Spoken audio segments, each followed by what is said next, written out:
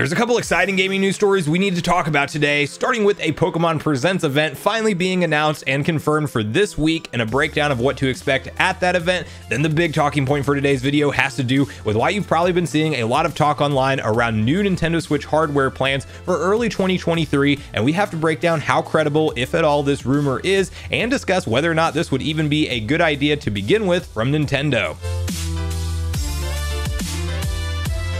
What's up, nation? If it's your first time on the channel, make sure you join Sunbro Nation by subscribing below, hit the like button on this video if you enjoy it today, and make sure you turn on your bell notification icon so you're kept up to date with all the newest gaming news. Now, as I mentioned, guys, we've got a couple different stories to unpack today, and we have to kick it off with the brand new announcement directly from the Pokemon Company themselves that yes, indeed, this week on Wednesday, August 3rd, we can look forward to roughly a 20-minute presentation of a Pokemon Presents, which will feature information on multiple games, as you can see the following posted up over on the Pokemon Company's official Twitter account, where it says, "Attention trainers, tune into our YouTube channel on Wednesday, August 3rd at 6 a.m. PT for a Pokemon Presents video presentation with updates on Pokemon apps and video games, including Pokemon Scarlet and Violet." So in true Pokemon Company fashion, a very early start time for this event, as if you live over on the Pacific Coast, you're going to have to wake up at 6 a.m. to see this thing live. And then of course in Central Time, that is 8 a.m. or Eastern Time, 9 a.m. And you know what? I am hyped for this event at the end of the day. Now,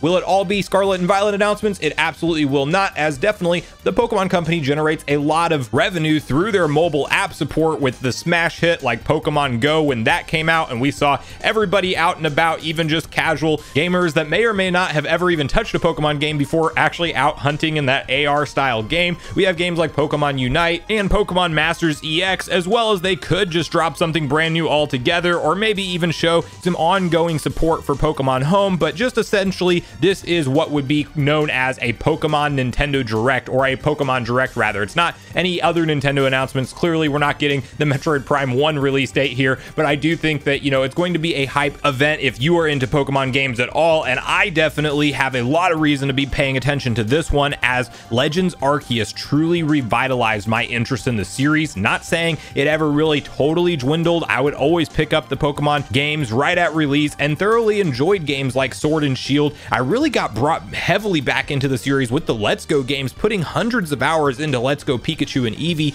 really enjoying the shiny hunting in that game, getting into the deep side of that kind of collecting. And then, while I was really hyped for Pokemon Brilliant Diamond and Shining Pearl to release, I found myself kind of forcing myself to play through those games. Now, they're great remakes, fantastic by all accounts, but I think I was clearly at the point where I wanted some kind of shake up in the traditional Pokemon formula, and you have fans on both sides of the fence that some want to just see the more traditional releases continue and really don't mess with perfection in many fans' eyes. But for me personally, Arceus was the experience that I was wanting for so long, as things like the fast action live transition combat was really cool, where you could throw your Pokemon out into battle seamlessly with a real-time transition and not the kind of scripted battle transition animation that we've typically seen up to that point in time. And we had things like a very exciting fast-paced dodge roll mechanic involved, which I was very much a fan of. Even sneaking through grass and trying to throw Pokeballs from afar, just really enjoyed a lot of the gameplay mechanics that they experimented with in Pokemon Legends Arceus. And while I'm not expecting this Pokemon Scarlet and Violet to fully adapt all of those, I do think that if they dabble into certain things that game brought to the market, that you could really have a winning formula when we're talking about this being the first attempt at a true open world Pokemon experience. As we know, according to leaks at least, that we can tackle the gyms in any order, which is a pretty crazy thing to see. Also want to find out more details around the co-op mechanics of the game, because they advertised it in really their first gameplay focused trailer, where they showed 4 different trainers able to co-op and enjoy their adventure together,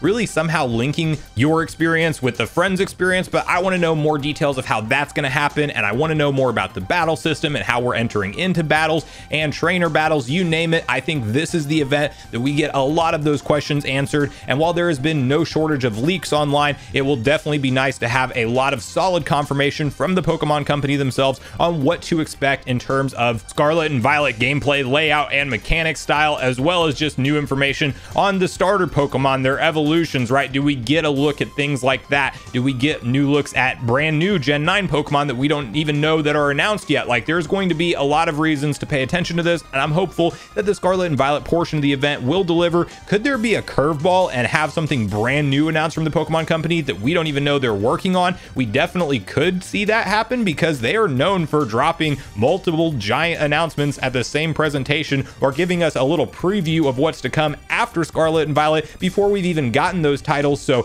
Pokemon Company is a very impressive branch of game development in the modern era, as when we talk about delays on video games hitting so frequently amongst all of the titles we were looking forward to, most notably Breath of the Wild 2 being slotted to the spring 2023 release now, the Pokemon Company consistently pumps out games remaking their old classics, as well as creating brand new standalone experiences like Legends Arceus, and then even starting the new generation without missing a beat. So like, yes, do they typically stay to a more traditional formula and maybe those games are easier to create? Absolutely, you can argue that point, but I definitely think it is impressive in the total volume of the games they put out and the way they all just sell. You know that Nintendo is just, and Pokemon Company together are just printing money anytime one of their titles drops. So it's an impressive time to watch and be a Pokemon fan in 2022 today. So I want to hear from you guys in the comments down below how hyped you are going into this presentation. Do you think we get a lot of questions answered? What do you want to see specifically from a gameplay front? Like, are you like me and you really enjoyed what Arceus brought to the table and you want to see something more similar to that formula? Or would you much prefer to go back to the more traditional formula of Pokemon games like we saw with Sword and Shield, kind of attempting a wild area, but then it's just that but bigger with the open world concept, but all the other stuff in terms of gameplay mechanics, do you want to see it stay the same or incorporate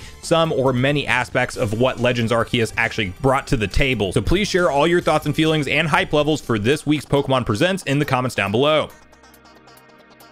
Now, the other story we're talking about today is everybody on the internet's favorite topic. That is right, you guessed it, new Nintendo Switch hardware rumors. Now, clearly, we don't know what Nintendo is planning at the end of the day with new hardware. However, there is one interesting story making the rounds as of recently online, suggesting that Nintendo may be planning something for spring 2023, like we've talked about on the past, mainly hoping for some kind of more powerful console to launch alongside of something like Zelda Breath of the Wild 2. However, this is not that. This is particularly suggesting that we would maybe be seeing a Switch Lite 5G model, meaning that yes, the internet support is baked into the console via a SIM card type of deal like you get with smartphones, and the Lite branding clearly referencing portable only, meaning no docked play, and we're not talking about things like DLSS support from Nvidia and a more capable GPU overall, but rather just a refresh for the Lite model, which you could argue would fall into Nintendo's upgrade pattern, as I think it just makes a lot of logical sense at some point to throw an OLED screen onto what is the handheld only version of the Nintendo Switch console. Now, to first get on the same page with where this rumor originates from, it is from 4chan, and that alone, I don't blame you if you just want to click off the video and not pay attention to it, because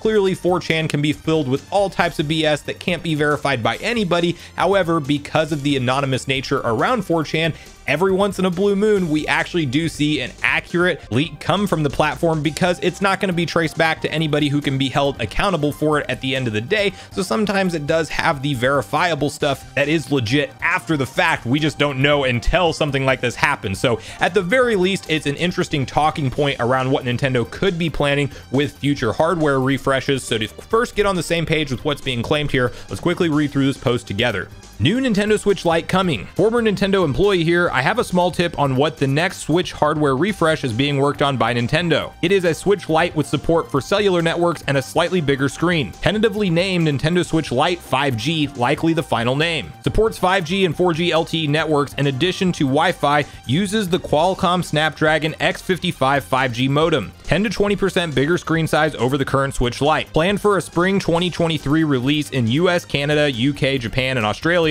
with a $249 MSRP. AT&T, T-Mobile, and Verizon partnerships in the US with new Switch Lite 5G specific data plans and discounted bundles with the data plans and Nintendo Switch Online memberships. So for conversation's sake, let's give this post the benefit of the doubt and say that yes, Nintendo is working on a Switch Lite 5G. Doesn't confirm on whether or not it's an OLED screen, but let's assume it does have an OLED screen, because why would you not throw that onto a Switch Lite? And let's just say that yes, this is the hardware refresh planned for spring 2023. Now, that point alone would get me frustrated, because I would obviously much rather have a more powerful revision of the base model Switch, or the OLED rather, just getting that upgrade in performance, and that's definitely what I would prefer here. However, a lot of people reacting to this online so far are saying it's a dumb idea from Nintendo or just doesn't make any sense, and I would honestly argue that this makes a ton of sense. And when you look at the Lite model specifically, why not throw a mobile data receiver in there so you don't have to worry about connecting to Wi-Fi? The thing already can't be docked, so you're always going to be taking that with you on the go or just playing in different environments more frequently than something like even your dockable Switch. So from a product standpoint, and especially if you have kids and you just want to have them have the handheld experience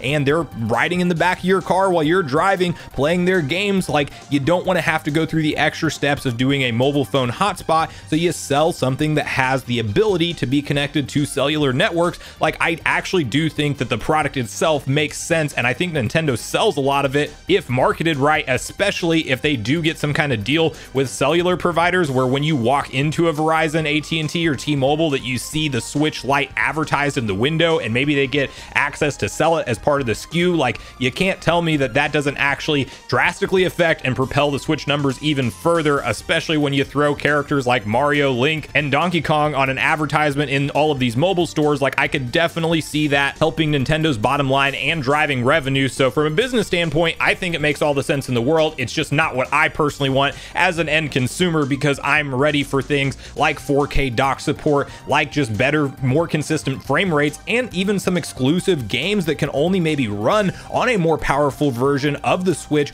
That, yes, we have cloud ports actually come over natively as opposed to the lazy cloud path that we see a lot of developers take nowadays. Because, not saying that there's a lot of games that are just straight up impossible to run on the Switch, even though there definitely are, but there are that section of games that it would be possible, but the development time and the tactics that you have to put in to make it run smoothly natively, developers don't always see the justification for return on investment, and more powerful hardware helps us get a larger variety of games, as well as just games more consistently running at better frame rates and better resolutions. You can't argue that it's just not a good thing to have, especially if you are an enthusiast level gamer for the Switch, to have an option to go up to a more powerful tier, especially because we are most likely in a much longer life cycle for this current generation of Switch hardware due to its 100+ million sales performance so far than we would have been otherwise. So I definitely am in the camp that I hope that Nintendo has some kind of more powerful refresh waiting for us. However, if you do want to launch a new SKU and new hardware, you do it alongside of Breath of the Wild 2. That is definitely what I think. So will we see a Switch Lite, or will we see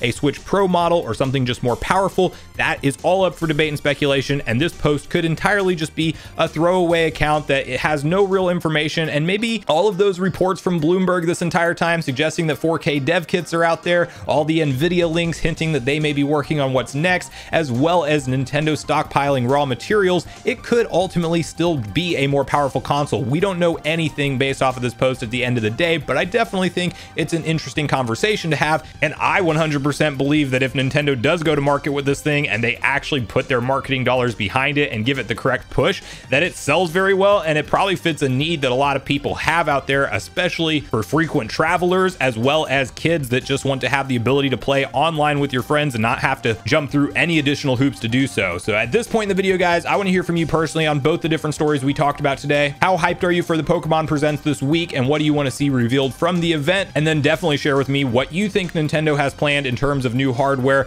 being a refresh, whether that happened later this year in 2023, or if you think it's way past that. I want to hear all your thoughts around this and what you personally want to see. And do you think that the Switch Lite 5G, if it is real, is a good idea like I do? Or do you think it's something that is silly and dumb and definitely shouldn't be a product lineup in Nintendo's SKU of the Switch family of consoles at all? And do you think we have a shot of still seeing a Pro model released anytime in the next year or two? Or do you think that ship is sailed and we are on board with the Tegra X1 until the true end of the Nintendo Switch's life cycle? So regardless of your thoughts and feelings on everything we talked about today, I do look forward to hearing from you all in the comments down below before you leave the video, as I do look forward to getting a back and forth conversation started with you all around these topics. Go watch the weekend video next if you haven't already, where we take a much closer look at the NES and SNES Mini and discuss Nintendo's classic content strategy before Nintendo Switch Online. Also, make sure you like, subscribe, turn on your notification bell, and I will see you guys in the next video.